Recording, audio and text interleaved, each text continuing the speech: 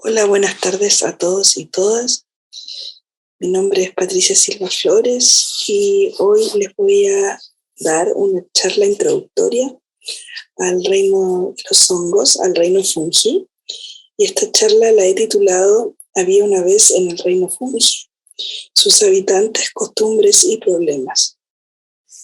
Les dejo acá mis datos de contacto en caso de que posterior a la charla deseen contactarme con cualquier inquietud respecto a los hongos.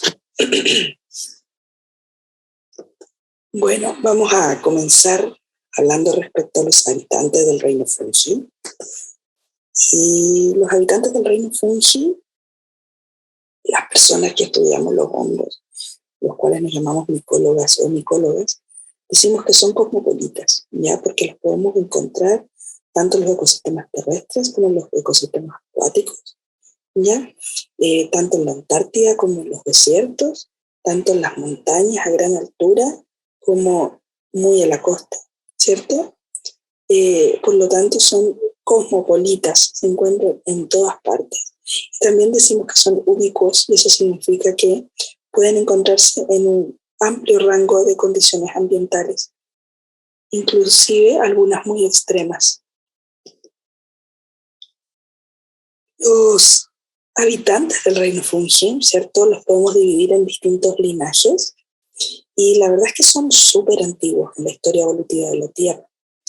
Arriba nosotros tenemos los distintos linajes que se han propuesto dentro del reino de los hongos y podemos ver aquí al lado izquierdo las edades de la Tierra, ¿cierto? En escalas geológicas, y se sugiere, ¿cierto?, que el ancestro común a toda la gran diversificación en distintos linajes de hongos que ocurrió en la historia evolutiva tiene un poco más de 900 millones de años de antigüedad, ¿ya?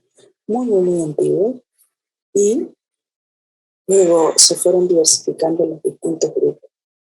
Partieron, ¿cierto?, como un grupo de organismos cuyas esporas eran con un flagelo, eran móviles, y luego, a medida que se van diversificando estos grupos, en algún momento pierden esa característica. Si bien esto de los 900 millones de años atrás de antigüedad es una estimación, no tenemos un registro fósil realmente de hace 900 millones de años.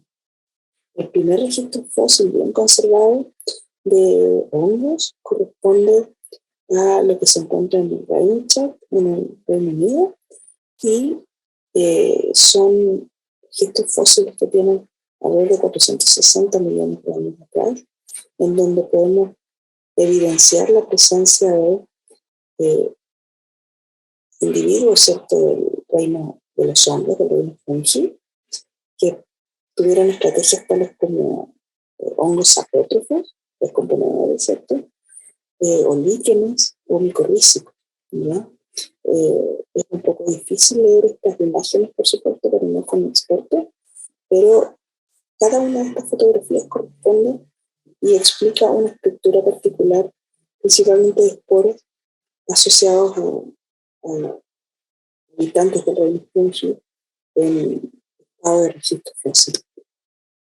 Uno de los registros fósiles más impresionantes, de 380 millones de años atrás aproximadamente, corresponden a los registros fósiles de un género de hongos llamado Prototaxites, ¿ya? Y que son bastante impresionantes y bastante famosos, porque justamente corresponden a unos hongos gigantes que, dependiendo de la especie de Prototaxites, pueden ir entre 4 a 8 metros de altura. Y este, el primero que se encontró, justamente corresponde a uno de 8 metros de altura aproximadamente. Es un organismo fúngico. Y bueno, los hongos, ¿cierto? Los habitantes del reino fungi se dividen en distintos linajes, ¿ya? En general uno dice que están descritas aproximadamente 120.000 especies, pero se estima de que la diversidad total puede llegar a un máximo de entre 2.2 millones de especies a 3.8 millones de especies. Eso significa que si conocemos 120.000 especies aproximadamente, solamente conocemos entre el 3 y el 8% de las especies estimadas. O sea, falta mucho trabajo todavía por hacer. Y bueno, con esas 120.000 especies que hoy día conocemos, nosotros definimos de que los hongos se parecen más a los animales, ¿ya? Y que estos dos grupos se separan en algún momento de la historia evolutiva del reino de las plantas. Y estos linajes, hoy día, ¿cierto? Con la evidencia que tenemos, los micólogos, separamos 9 linajes de hongos en el reino fungi, partiendo por los más basales, que se llaman Opisthosauria o Neocalimastygomycota. Luego vienen los Blastocladimycota, los Chytridiomycota, Zooplaomycota, Glomeromycota, Mucoromycota, y los más famosos, porque son relativamente más simples de ver a todos, los Ascomycota y los Basidiomycota. Dentro de los Ascomycota hay hongos que son bastante famosos, tales como los líquenes, por ejemplo, algunos mohos, las levaduras, las trufas. Mientras que los Basidiomycota están las famosas setas, estas típicas estructuras que se llaman setas o callampas, ¿cierto? Tenemos también algunos hongos de pizza, como por ejemplo como las colas de pavo. Tenemos otros de importancia agronómica, que son patógenos de plantas, tales como la roya y el tizón, entre otros. A lo que voy es que el reino fungi es muy diverso en formas, en colores, en tamaño. Y uno tiende a quedarse mucho con la idea de las setas solamente, pero hoy día les voy a presentar, ¿cierto?, otros representantes de otros grupos, de otros linajes del reino de los hongos. Dentro del grupo de los Opisthocoridea, ¿cierto?, tenemos algunos representantes como Rossella lamisis, otros géneros tales como Aerospora y Fibrillanocena, ¿cierto? No vamos a ir mucho en detalle en esto, solamente quiero que vean la diversidad de formas, tamaños y colores que podemos encontrar. De caso, ¿cierto? Estamos hablando de hongos que son parásitos de otros hongos, en el caso de Rossella. La Rossella son estas esporas café que están dentro de este otro hongo, que es Alomyces. Estos otros dos hongos, estos simplemente tienen estos colores tan extraños porque están aislados desde partes blandas de animales, de los cuales son parásitos.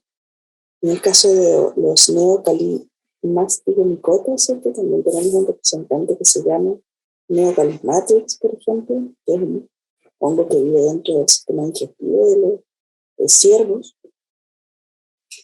Pues dentro de los Blastocladimycota podemos encontrar hongos del género Lomyces. También tenemos a Catenaria anguilulae, ¿cierto?, que son estas estructuras que se ven acá, estas pequeñas hifas. Este honguito, ¿cierto? Este honguito está dentro de nematodo. Después tenemos los Chytridiomycota, el género Rhizopidium, por ejemplo, la podia, tienden a ser bastante microscópicos. ¿Ya? Necesitamos un aparato especial para poder observarlos. Son fáciles de encontrar. Después tenemos los Zoopagomycota, que tienden a ser parásitos exclusivos de animales. Tenemos algunos del género Pectocephalis, Hippomophthora, ¿cierto? Zoophagos, y están claramente parasitando a una mosca.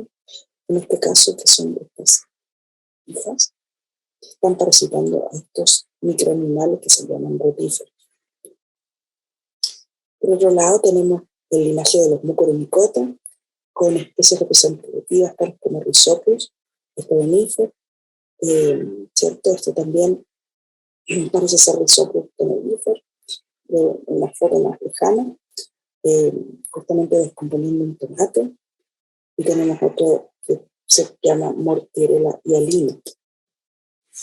Dentro del linaje de los Glomeromycota, por ejemplo, podemos encontrar a Rhizophagus interraices, Gyrospora decipiens, entre muchas otras especies que podemos encontrar dentro de este linaje. Los Ascomycota, ¿cierto? Ya tenemos mayor diversidad, conocemos un poquito más, y podemos encontrar hongos del género Sordaria, algunos súper visibles como el Neolecta, Saccharomyces cerevisiae, muy famoso, ¿cierto? Por su rol en la producción de fermentos, Penicillium fibulosum, su rol en la producción de antibióticos, por ejemplo, algunos hongos entomopatógenos como Poromices, ¿cierto? Que está aquí parasitando este trabajo. Por otro lado, también tenemos los líquenes, en este caso, un ejemplo es Santoria varietina, que corresponden a distintas estructuras que nos pueden encontrar dentro del linaje de los Ascomycota. Y dentro de los Basidiomycota, ¿cierto? Tenemos aquí una foto de los basidios, de la estructura que lleva las esporas en este grupo, en este caso de Coprinus, el género Coprinus. Por acá tenemos otros representantes, tales como Toxina, Malassezia, ¿cierto? Que son microhongos, importantes patógenos, ¿cierto? Tenemos aquí las famosas setas, las más populares dentro del reino de los hongos, como por ejemplo la manita muscaria, que tiene esta forma típica de hongos de sombrero, donde arriba tenemos un sombrero, y abajo tenemos un pie, ¿cierto? Y que nos fascinan a tantos nosotros. Pero también tenemos microhongos tales como Walenia, que en este caso necesita vivir en altas concentraciones de sal, ¿cierto? Que son cristales de sal, y aquí está creciendo. Y algunos patógenos de plantas, como por ejemplo aquí en una hoja de lingo y luego veremos a Bartolete. Ustedes se fijan, tienen múltiples formas, múltiples colores, múltiples tamaños. Entonces uno diría, ¿por qué todos son hongos? ¿Qué tendrán en común, cierto, estos grupos que hacen que sean todos hongos? Pues bien, ahora le voy a explicar y justamente podemos pasar a las costumbres del reino de Fungi, el reino de los hongos. Y bueno, todos los integrantes del reino Fungi acostumbran, ¿cierto?, a reproducirse a través de esporas, como se puede observar aquí, ¿cierto? Son esporas justamente de macrohongos, pero todo lo que acabamos de revisar, todos los linajes tienen en común eso, que se reproducen mediante esporas. Otra cosa que tienen en común los integrantes del reino de los hongos son heterótrofos. Eso significa que tienen que ir a buscar el alimento, tienen que sacar su energía desde otra fuente, ¿ya? Son como nosotros en ese sentido, tienen que ir y comer algo. Y esa alimentación la hacen por absorción. Básicamente liberan ciertas moléculas al medio, desarman la materia que se van a comer, ¿cierto? La pasan de ser una macromolécula a una micromolécula y luego la absorben para poder integrarla adentro del cuerpo del animal. Y cuando ellos comen de más, igual que nosotros, ¿cierto? Bueno, almacenan como reservas algunos alimentos y esas reservas, al igual que los animales, las reservan como glicógeno o lípido, ¿ya? No como celulosa en el caso de las plantas. Otra Otra costumbre muy típica entre los integrantes de los hongos corresponde a que la pared celular, ¿cierto?, de sus cuerpos, ¿cierto?, o en algún momento de su ciclo de vida van a tener una pared celular compuesta de quitina. La quitina, ¿cierto?, es un polímero que se puede encontrar también en el reino de los animales, como en los insectos, por ejemplo, y como en los crustáceos, ¿ya? Pero en el reino de los hongos también tenemos esa molécula que se conoce como quitina. Esas, digamos, son las tres características universales que hace que uno agrupe todos estos linajes que yo les mostré dentro del reino de los hongos. Y además, podemos destacar que algunos de estos microorganismos, porque los hongos son microorganismos, pueden formarse, ¿cierto? Pueden tener estructuras de tipo unicelulares, como las levaduras, por ejemplo, o pueden generar las hifas, que son unos verdaderos filamentos, ¿cierto? Que es la célula filamentosa de una gran parte de los que conocemos. Y cuando están en conjunto, estas hifas se les denomina micelio.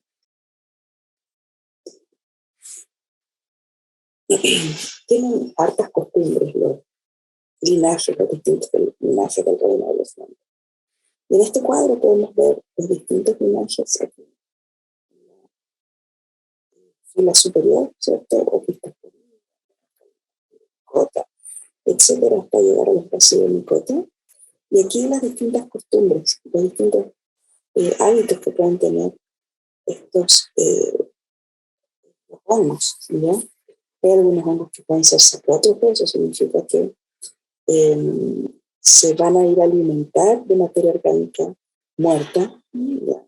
Por ejemplo, una hoja de una planta o un animal que se murió, ¿cierto? Básicamente hay integrantes de estos linajes, ¿cierto?, que van a cumplir esa función de ir a alimentarse de esta materia orgánica muerta, y a eso se le llaman saprótrofos, son los que están aquí en la nariz. También tenemos aquellos que van a formar líquenes, que es una simbiosis, y que básicamente es una unión entre un hongo y un alga o una cianobacteria o ambos. Esto se puede encontrar solamente dentro del grupo de las comicotas, del linaje de las comicotas. Tenemos algunos que son parasitoides de algas, como se puede ver. Tenemos algunos hongos que pueden ser micorrízicos, que tenemos una simbiosis entre los hongos que están en el suelo, las hifas de esos hongos, con las raíces de las plantas, ¿ya? Y acá tenemos representantes en el grupo de los glomerulicotas, mucorumicotas, comicotas y bacidomicotas. Tenemos algunos hongos que pueden ser endófitos, otros que pueden ser biótrofos de plantas, otros pueden ser micrótrofos de plantas. Básicamente tiene que ver con que si se alimentan de tejidos vivos o tejidos muertos, ¿cierto?, dentro de un organismo que está vivo, ¿ya? Algunos otros son micoparásitos, que significa que son organismos que van a parasitar a otros hongos, ¿cierto? En distintos linajes podemos encontrar esta estrategia.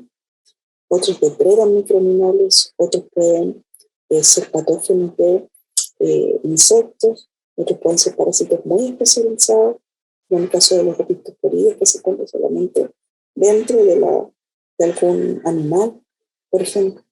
Y otros que son comensales, son que interactúan con otros animales, pero aparentemente interactúan con animales, se alimentan de ellos, pero aparentemente sin dañarlos, ¿ya? Todas estas estrategias se han diversificado dentro del reino de los hongos, dentro de los distintos linajes, y justamente con el fin de poder alimentarse, de obtener la fuente de carbono, ¿ya? Quiero destacar, no obstante, dos estrategias que son muy importantes para nuestro planeta Tierra, ¿cierto? Todas son importantes, por supuesto, pero los saprótrofos y los micorrízicos, ¿cierto?, son muy relevantes para nuestro ecosistema. Y los hongos apócrifos, ¿qué es lo que hacen? Básicamente, tenemos las hifas, perdón, perdón, tenemos las hifas del hongo que pueden estar, por ejemplo, en el suelo.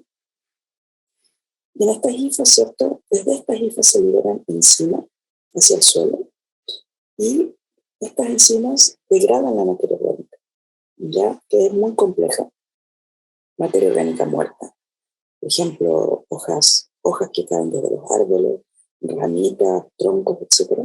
Esa materia orgánica es comida, entre comillas, por los hongos, ¿cierto? Desarmada por las enzimas que liberan los hongos en medio y los transforman en nutrientes disponibles, los cuales son absorbidos también por esas hifas y luego las distribuyen a través del cuerpo del hongo.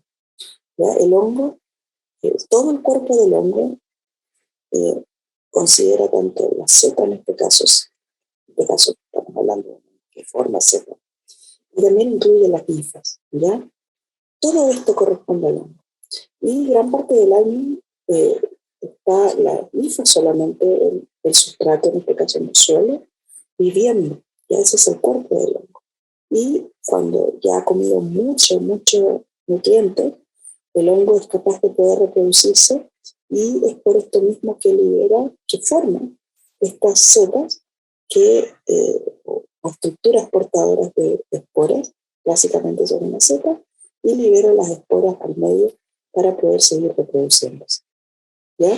Entonces, gracias a estos hongos que pueden alimentarse de materia orgánica muerta, es que estos hongos se llaman saprótrofos y son descomponedores de materia orgánica y se encargan justamente de reciclar esta materia que si no estuvieran los hongos se acumularía en el ecosistema. Y otra estrategia que quiero destacar, como les decía, son los hongos micorrízicos. ¿Y qué hacen los hongos micorrízicos? Básicamente son hifas, ¿cierto?, que se asocian con los raíces de las plantas, en este caso los espinos terminales, y hacen una simbiosis en donde la planta, a través de la fotosíntesis, toma azúcar, la lleva a las raíces, y ese azúcar se entrega a las hifas. Pero esto no es gratis, digamos. La planta le entrega el azúcar a las hifas, al hongo, y el hongo, ¿cierto?, toma nutrientes desde el suelo, que de otra forma serían imposibles de captar para la planta, porque se encuentran en lugares muy pequeños en el suelo donde las raíces no pueden llegar.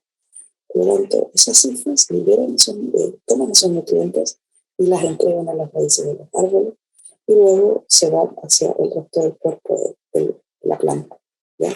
Entonces, la planta entrega azúcares, el hongo entrega nutrientes y agua, como micorriza. Y también se sabe hoy día que las micorrizas no solamente se encargan de esta función nutricional, sino que también cuando hay micorrización, las plantas son más resistentes a patógenos y a ciertos estreses ambientales, más tolerantes a ciertos estreses ambientales, tales como la falta de agua, entre otros.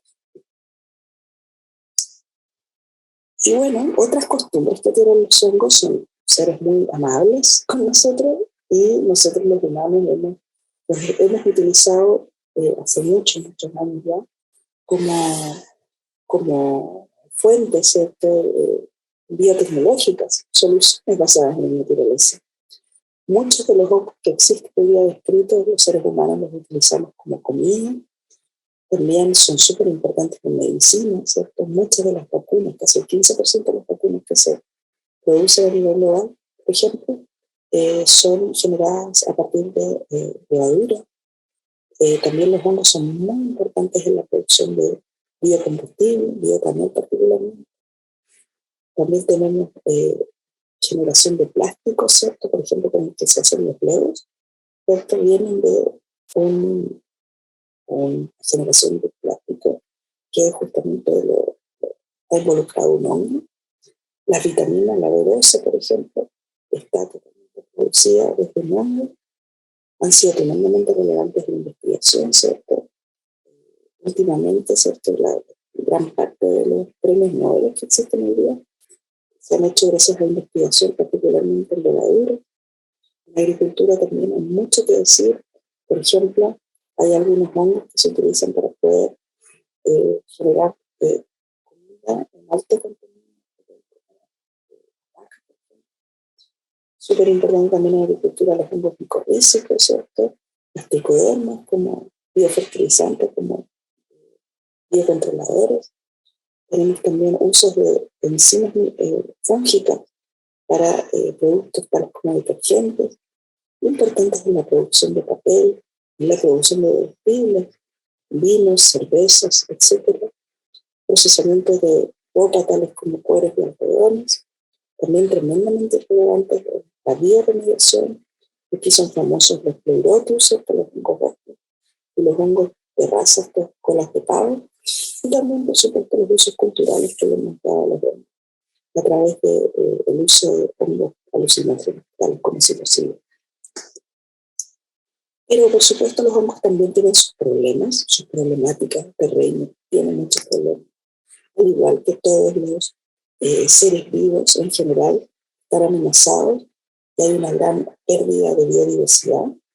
Y esto y los factores que fomentan la pérdida de biodiversidad principalmente están asociados a la problemática del cambio climático, a la destrucción de hábitat y fragmentación, a la contaminación, a las especies invasoras, a la sobreexplotación de hongos como recurso y también a ciertas enfermedades que también disminuyen las especies de hongos que pueden haber presentes.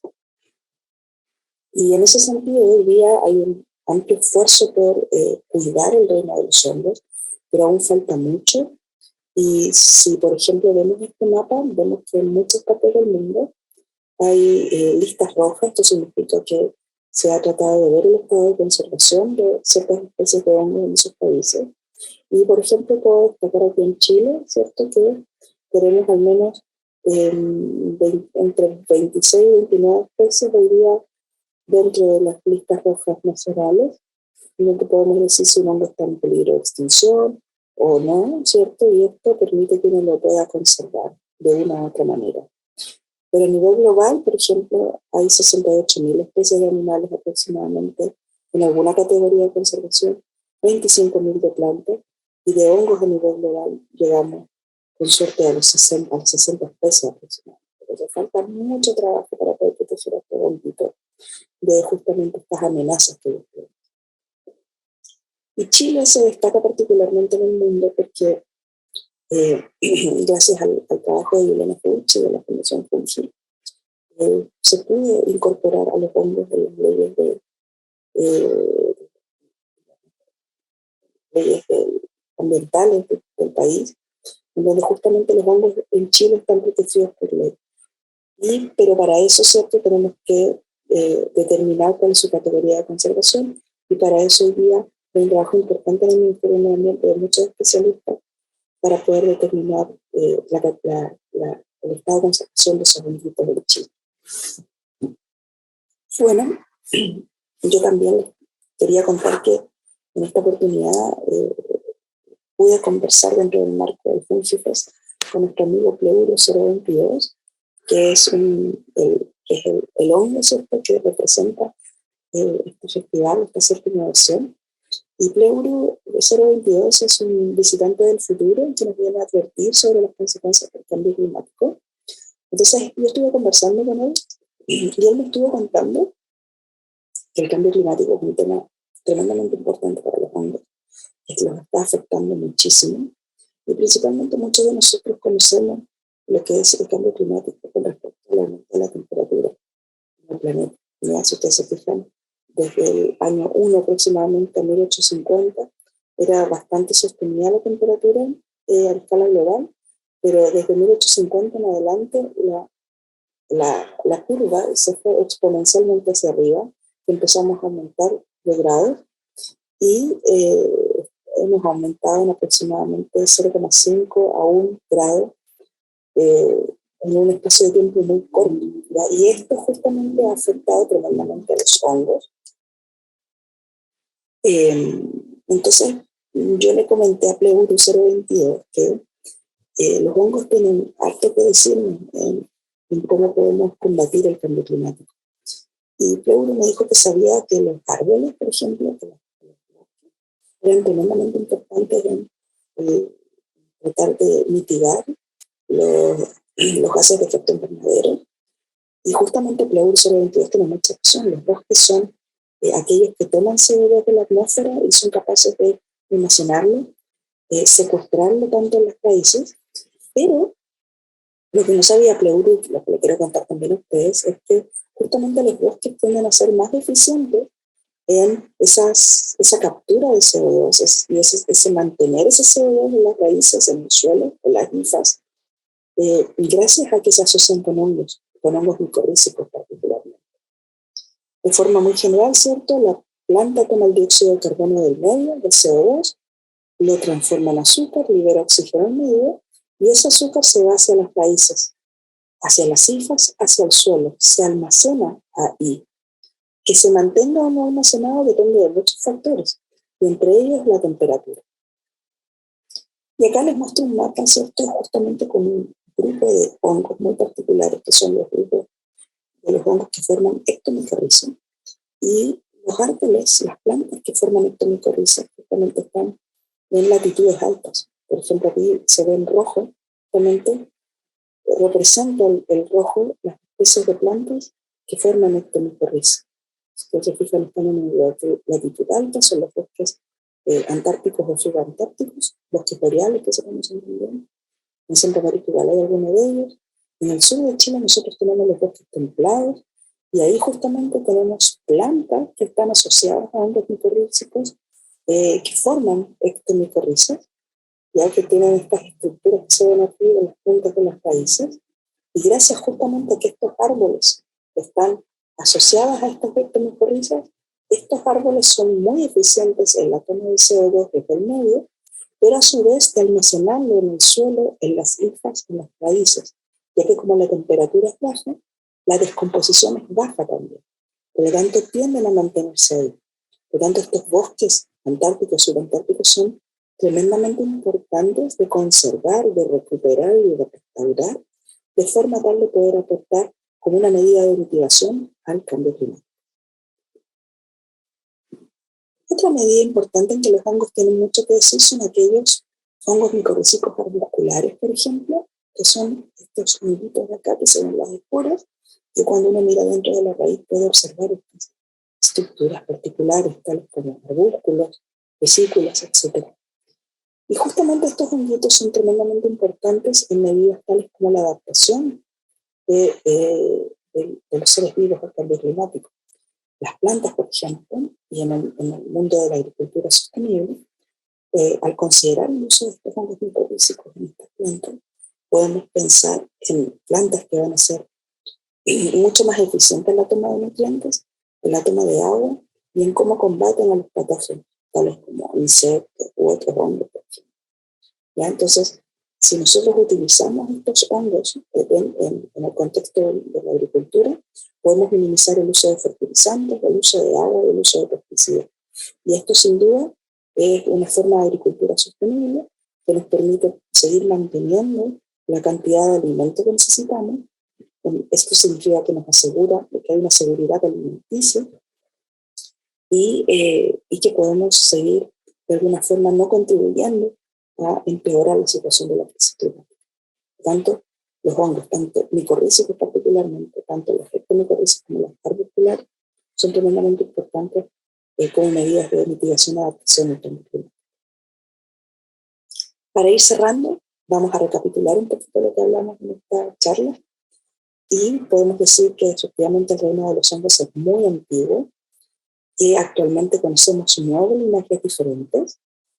Tienen en común estos linajes que producen esporas, que son heterótrofos, que se alimentan por absorción, que almacenan reservas como glicógeno y que producen paredes celulares de quitina. Dentro de las estrategias de alimentación se puede ir a buscar la fuente de carbono. Podemos ver hongos que pueden ser saprótrofos, esto significa que se alimentan de materia orgánica muerta. Pueden ser micorrízicos, formando simbiosis, por ejemplo. Pueden ser parásitos, ¿cierto? Parasitando tanto animales como plantas, entre otras estrategias que les muestro. También es importante destacar que los seres humanos hemos podido utilizarlos de muchas formas, ¿ya? Y, por supuesto, como nos contó Pleuro 022, están tremendamente amenazados tanto por el cambio climático como por la pérdida de hábitat, la contaminación por especies invasoras, sobreexplotación y enfermedades. Y es urgente determinar el estado de conservación de la gran mayoría de los, ojalá, de las especies de hongos que existen en el planeta. Destacar que en Chile los hongos están protegidos por ley y que también es urgente determinar justamente las categorías de conservación de estos hongos para poder protegerlos efectivamente. Y por último, destacar que los hongos micorrízicos, tanto los arbusculares como las septomicorrizas, pueden contribuir como medidas de adaptación y mitigación al cambio climático. Eso es todo lo que les quería contar y quedo súper atenta a todas sus preguntas. Muchas gracias.